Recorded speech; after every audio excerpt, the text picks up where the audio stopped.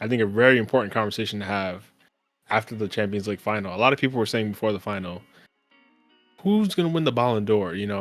Liverpool knocked out in the quarterfinals, but Salah had an amazing year in the Prem, won the Prem comfortably. Rafinha, you know, GA through the roof, but arguably not even the best player on his team. But Champions League, one of the best players in the Champions League, one of the best players in La Liga, won everything in Spain there is to win.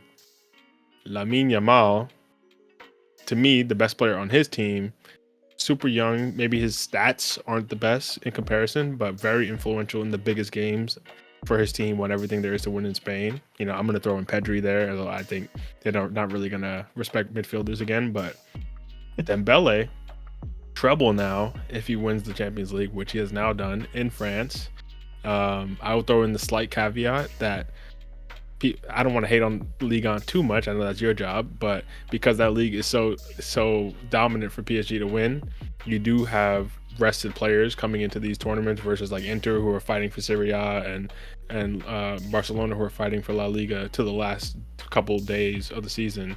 PSG are rested weeks ago for these competitions, so their trouble is a little bit different, in my opinion, just slightly, but still, he won it. All these players were going for it, and he got it done. And he was the best player on his team across the season and had a great performance in the final. He didn't score, but still, he was amazing in the final. So, I guess my question is, in your opinion, if today, after the UCL final, who is your leader in this Ballon d'Or race? I don't know if the Club World Cup is going to end up coming into effect or not, whatever, but Yeah. who do you think should take it at this point in time? I'm excited by this question because I feel like a lot of years the question of Ballon d'Or, it's usually between like two players.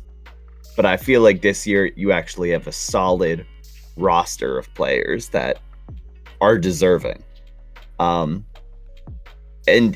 I'm honestly I'm very split, but if I had to pick one, it would have to be Yamal probably, purely because of the fact that, and like you said, maybe the stats don't show it, but watching him play, I mean, like I literally have not felt that magic since like Messi, like prime Messi. And when you see the skill and the talent and the way he can just carry his team, not even necessarily again with the stats, but even just like with what he does, like the energy he brings, something like that I feel like can be trophy worthy, especially with they still had a very good performance. I mean, they still won La Liga. Like, it's still very much deserving. Dembele, I probably would have firmly been behind Dembele if he had, like, I know it's kind of like, what's the word? I don't know. Like, if he had a goal in the final, then I'd be like, all right, that's it. That tops it off for me, even though it's not really necessary. But I kind of agree with what you're saying about Liga. They have more time to rest. Like, that treble, that what they do there, it still isn't at the level of like if Barca did the same thing or if Liverpool did the same thing. So I purely just off instinct and what I feel when watching these games, it's got to be Yamal. Interesting. I have some thoughts on that, but before we do, I just want to hear. I know you don't watch as much, Eric, so maybe you don't have an opinion necessarily on who should be the definitive winner. But just in terms of how, like something like the Ballon d'Or is, like the criteria, people like to involve like goals and assists, trophies, narrative. Narrative's a big one. Like the PR going for Ballon d'Or winners is always crazy. But like for you personally, uh, how much would you factor in like the amount of trophies you won versus like eye test who was the best player when I'm just watching them, who's the best player versus like just raw stats, like things like that? How much you think those kind of things should weigh in? 'Cause I guess something similar to like an MVP in the NBA. I'm sure people have those same kind of questions. So what would you think? But less trophies to win in the NBA. Right. I think that's the thing. Like the fact that there's no concrete criteria, and I feel like every year it's kind of subject to change. Whether it's like in the NBA, for example, people are saying SGA won this year out of voter fatigue, right? Like people say on paper Jokic passed the eye test. Jokic was the most valuable player. But you have SGA, who's the best player on what I would say the best team in the NBA, which I also think is a valid thing to say. It's hard when it comes to soccer because it's like the range is just a whole lot wider. You're dealing with a ton of leagues.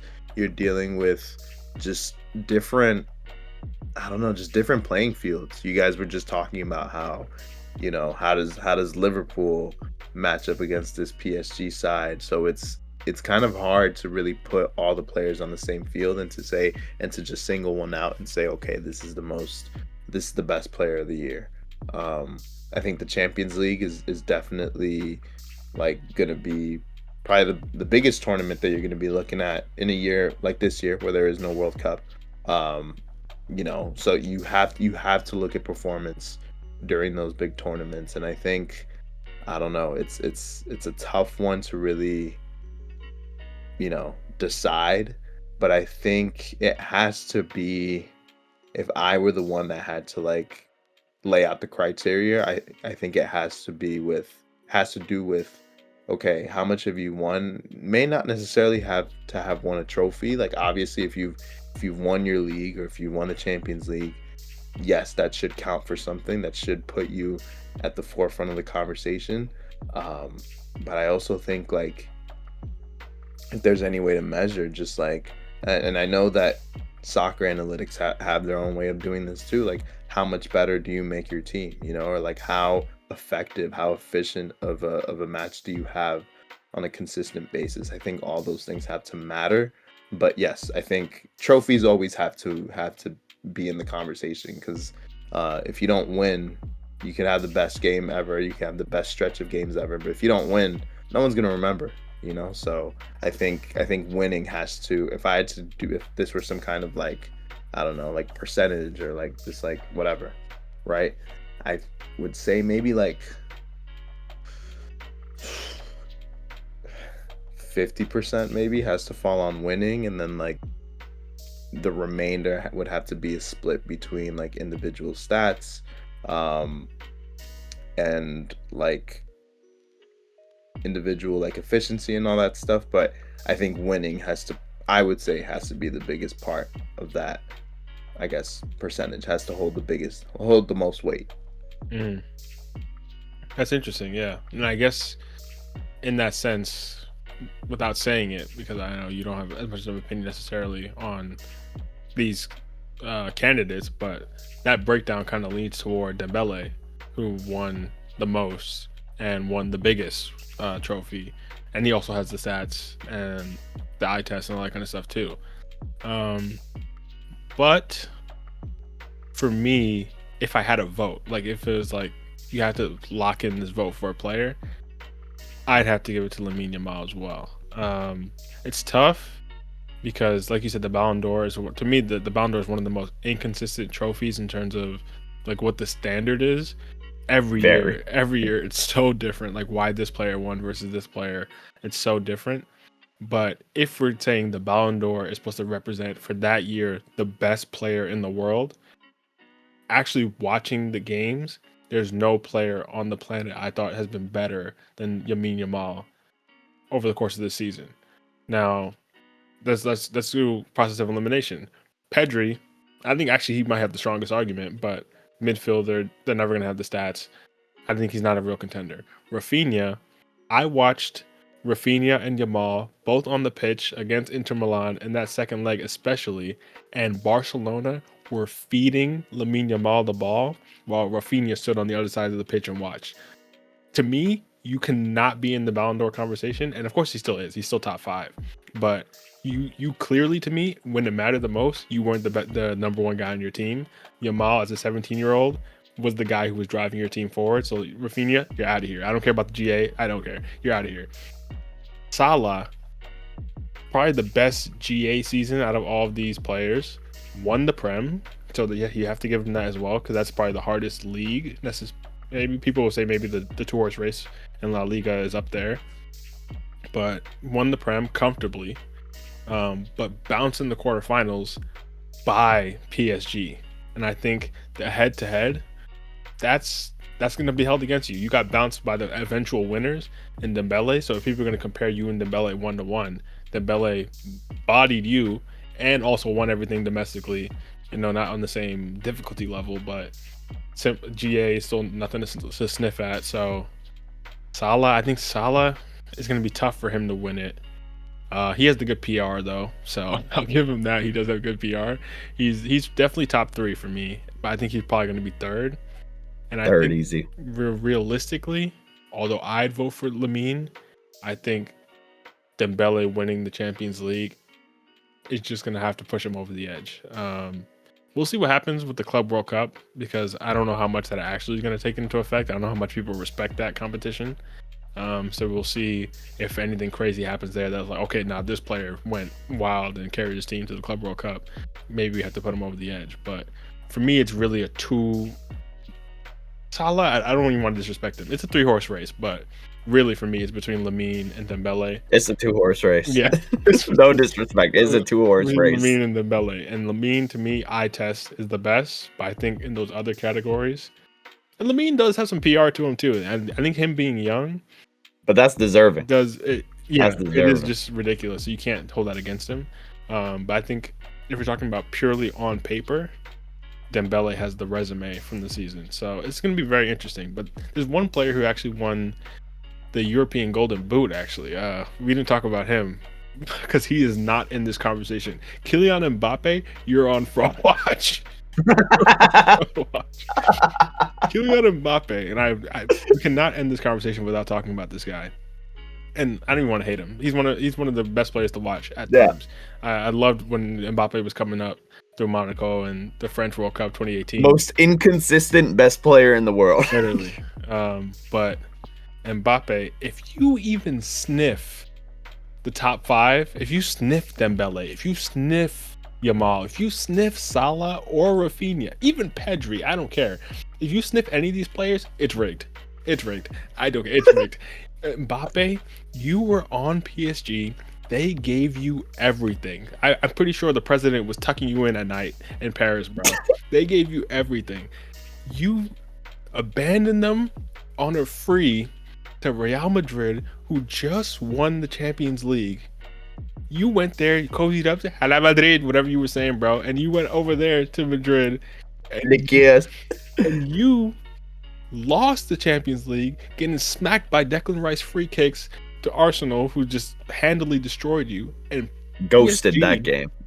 The guy you brought into PSG, your French brother, who you came up with, everyone was comparing back in the day, Mbappe or Dembele, Mbappe smoked him, lapped him, and all of a sudden, all these years later, the guy you brought to PSG for the French project that you were so gassed for, you went to Madrid, all of a sudden you're Spanish, Mbappe went back to PSG, and they won the Champions League while you got bounced with Madrid. The common denominator is you. You can't win the Champions League.